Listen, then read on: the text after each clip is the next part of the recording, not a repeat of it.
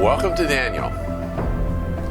I wish we were in a live session, either face-to-face or online live, because I'd love to hear you share your first impressions of Daniel and then how that impression may have changed. In a way, we've already been introduced to the situation of the book of Daniel in the course of our survey. Remember, the narrative of Esther demonstrates the threats that were facing the Judean exiles. In Esther, the threat was socio-political. In Daniel, the assaults are more on their spiritual values. It's often a challenge to live out a vital faith in a pagan setting. I mean, the pressures you and I might feel tend to be minimally minimal because of the legal freedoms we enjoy. But there are large swaths of Christ followers in other parts of the world who know firsthand that living for Jesus can be hazardous to one's health. And history is replete with sad examples of Christian communities who've succumbed to the pressure to renounce Christ, and for all practical purposes, the church is being snuffed out in those settings. I mean, one quick example is the once vibrant church in North Africa. It's all but disappeared. Though there are small pockets of believers there. Well, Daniel's perhaps one of the most contested books of the whole Bible. Yeah, there are debates over who wrote it. There are debates over when it was written. There's not much argument over the historical events that are referred to, but as we've seen in other prophetic books like Isaiah, I mean, the very presence of putative prediction forces some to date such after the event. So you'll find scholars dating the book of Daniel to 164 BC. Now, there's also disagreement over the meaning of the visions that are reported in Daniel.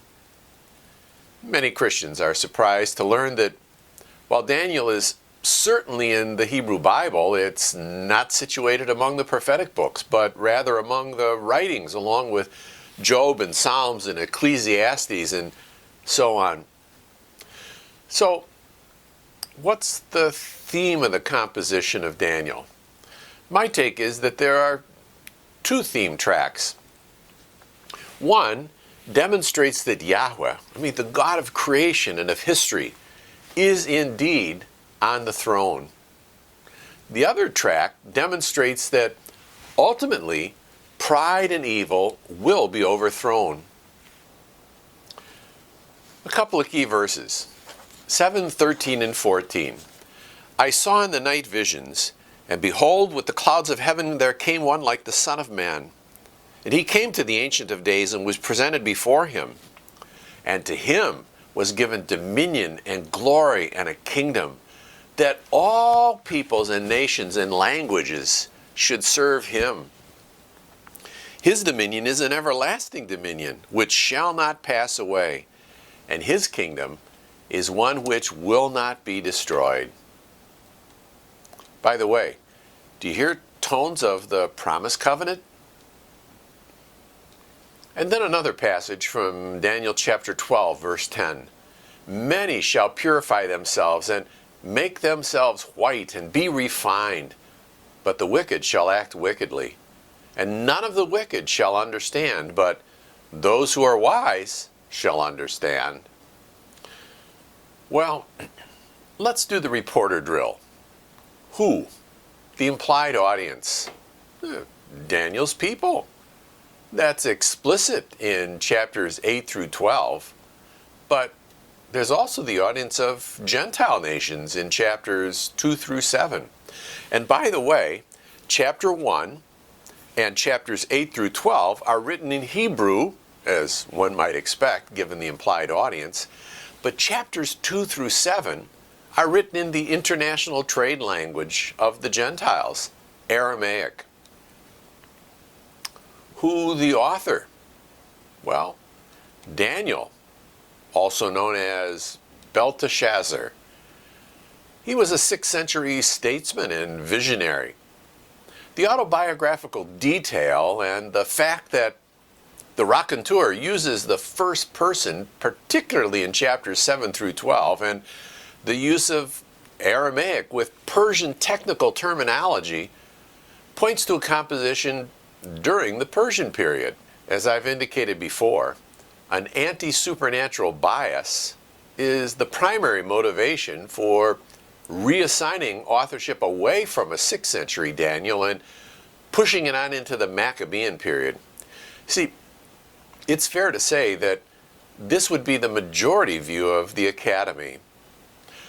Flavius Josephus, the Jewish historian contemporary with Jesus, regards the Daniel of this book as an historical character. In the Antiquities of the Jews, Book 10, he reports, "But now Nebuchadnezzar, the king of Babylon, took some of the most noble of the Jews that were children and kinsmen of Zedekiah their king, such as were remarkable for the beauty of their bodies and the comeliness of their countenances, and delivered them into the hands of tutors, to the improvements to be made by them. He also made some of them to be eunuchs, which course he took also with those of other nations whom he had taken in the flower of their age, and afforded them their diet from his own table, and had them instructed in the institutes of the country, and taught in the learning of the Chaldeans. And they had now exercised themselves sufficiently in that wisdom which he ordered that they should apply themselves to.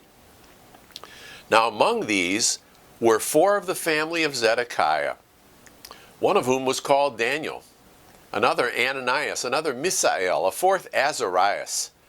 And the king of Babylon changed their names, commanded that they should make use of other names. Daniel he called Baltazar, Ananias Shadrach, Misael Meshach, and Azarias Abednego. These the king had in esteem and continued to love because of the very excellent temper they were of, and because of their application to learning, and the profess they had made in wisdom." Well, not that this would satisfy critical scholarship, but I think it's noteworthy that in Matthew 24, Jesus cites the tagline, "So when you see the abomination of desolations," and then specifies that it was spoken of by the prophet Daniel. Well, I have to deal with that.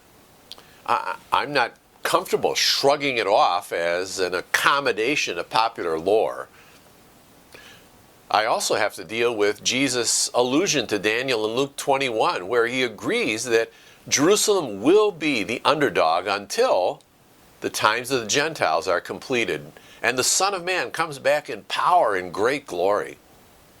Well, we'll continue with the reporter questions next session.